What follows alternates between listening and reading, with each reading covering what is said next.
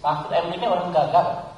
Ya, dia sendiri menilai dia gagal. Ya, soal maaf untuk korupsi Anda sudah tanyakan ini berkali-kali. Ya, di mana pun tanya dan berbagai orang sudah sampaikan. Ya, silakan saja Anda nilai.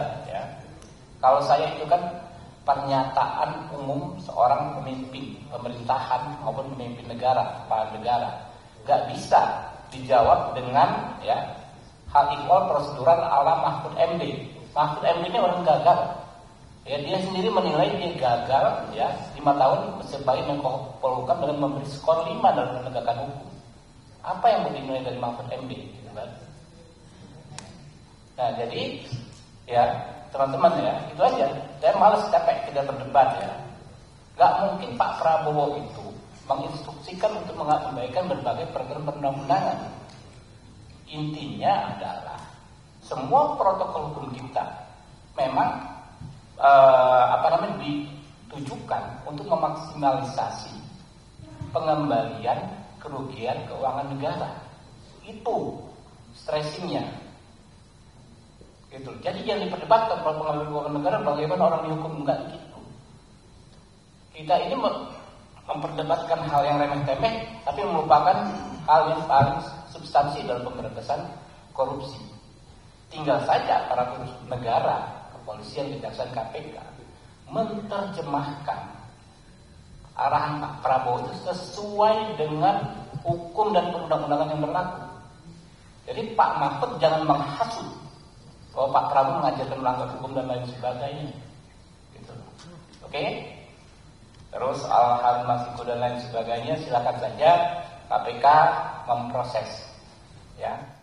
Iya, saya heran ya. Menteri terkait dengan hukum itu sukanya mencari dalil atau pasal pembenar terhadap apa yang disampaikan oleh Presiden. Seperti kasus pemulangan narapidana ke luar negeri, katanya hanya tactical arrangement gitu, padahal ada hukum yang melarang. Yang ini lagi gagasan Pak Prabowo untuk kemungkinan memberi maaf kepada koruptor asal mengaku secara diam-diam dan mengembalikan kepada negara secara diam-diam. Itu kan salah. Undang-undang korupsi tidak membenarkan itu, hukum pidana tidak membenarkan itu. Lalu menterinya mencari dalil pembenar, itu kan ada di Undang-Undang Kejaksaan, denda damai. Denda damai itu hanya untuk tindak pidana ekonomi sesuai dengan undang-undang tentang bea cukai, undang-undang perpajakan dan undang-undang kepabeanan. Nah, di situ kalau ada orang melanggar pajak atau bea cukai, itu tawar-menawar dulu. Oh, kamu seharusnya bayar 100 miliar, kok hanya membayar 95. Nah, sekarang yang 5 ini dikalikan berapa? Itu namanya denda damai. Dan itu jelas. Ada mekanismenya, yaitu dibuat oleh instansi terkait, dalam hal ini Kementerian Keuangan, lalu minta izin Kejaksaan Agung. Minta izin Kejaksaan Agung, jelas tuh prosedurnya, angkanya jelas, tidak diam-diam. Nah, sekarang dinaikkan kewenangan ini, Jaksa Agung boleh menerapkan denda damai tanpa usul dari instansi terkait. Tetapi itu tetap tuh undang-undang tindak pidana ekonomi, yaitu untuk kepabeanan, untuk pajak, dan untuk tadi bea cukai. Itu diatur di dalam pasal 35 Undang-Undang Kejaksaan Agung yang terbaru. Dan itu jelas di dalam pasal 35 dan penjelasannya itu hanya untuk tindak pidana ekonomi tertentu. Korupsi tidak masuk di situ. Oleh sebab itu, menyongsong tahun baru nih, mari ke depannya jangan suka cari-cari pasal untuk pembenaran, itu bahaya. Nanti setiap ucapan Presiden ditarikan dalil untuk membenarkan, itu tidak bagus cara kita bernegara. Titik hukum seperti apa yang akan timbul ketika denda damai ini dipaksa diterapkan? Ya enggak tahu, kalau saya sih membayangkannya nanti akan banyak orang korupsi diam-diam sesudah akan ketahuan mengaku. Gitu kan? Sesudah akan ketahuan mengaku. Kan Pak Prabowo inginnya sebenarnya ya agar aset negara tidak hilang. asset recovery namanya kalau itu di konvensi PBB. Itu dibenarkan aset recovery itu. Tetapi yang termudah agar tidak terjadi diam-diam penyelesaiannya. Dulu saya sudah pernah mengusulkan loh. Tahun 2001 ketika saya Menteri Kehakiman, lalu saya tulis lagi usul itu di dalam buku saya yang terbit tahun 2003. Judulnya Setahun Bersama Gus Dur. Mari kita maafkan aja gitu, tapi terbuka.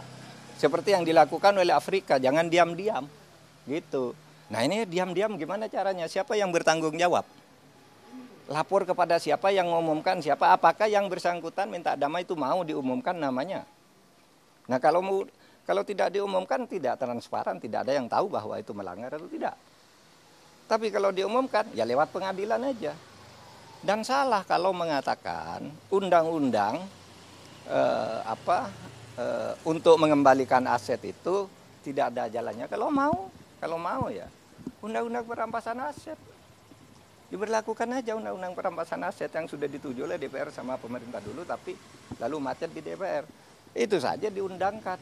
Itu lebih gampang, ya, undang-undang perampasan aset itu kan bisa dilakukan begitu. Oke? Prof, berarti Prof Mahfud menilai bahwasannya apa yang disampaikan oleh Menteri Hukum itu salah kaprah, Prof? Saya kira bukan salah kaprah, salah beneran. Kalau salah kaprah itu biasanya sudah dilakukan, terbiasa meskipun salah. Ini belum pernah dilakukan kok. Mana ada korupsi diselesaikan secara damai? Itu korupsi baru, namanya kolusi. Kalau diselesaikan secara damai, dan itu sudah sering terjadi kan, diselesaikan diam-diam antar penegak hukumnya yang ditangkap. Kalau menyelesaikan diam-diam kan banyak tuh yang terjadi. Jaksa, polisi, hakim masuk penjara kan mau menyelesaikan diam-diam. Iya toh, itu sama aja.